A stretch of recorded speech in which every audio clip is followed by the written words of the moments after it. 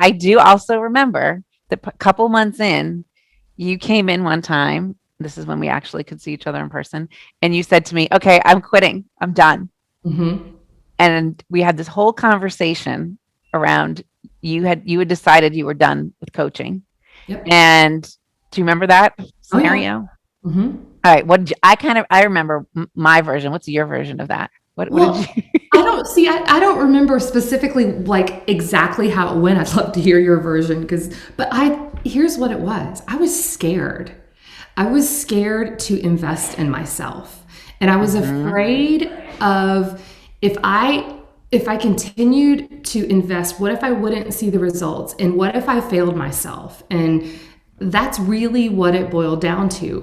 It wasn't about you. It Mhm. was about me and my fears and my self-doubt. And I don't know, what's your version? Yeah, well, that my version is you said I'm not doing what I'm disappointing myself, basically. You were disappointing yourself. You weren't doing what you thought you would be doing. Um, and so therefore you said, like, well, then I'm out. Yes. So, which is interesting because was that being out, was that going to get you where you wanted to go either? Heck No, no. right? No. So I always find there's three reasons people don't engage or stick with coaching. One is they don't believe in the coach. Two is they don't believe in kind of the coaching program or protocol or methods of the coach. They Mhm. don't believe in the methods. Or the third reason is they don't believe in themselves. Or Oh, they're afraid of both failure, but they're also a little afraid of sometimes success.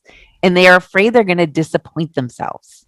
And ding, ding, more ding. Number ding three. ding, right? So more often than not, I mean, it is number three in any kind of coaching situation, whether I'm the coach or not. It's having that confidence in yourself that you're going to deliver to yourself what you want to deliver, Yes. Yes. right?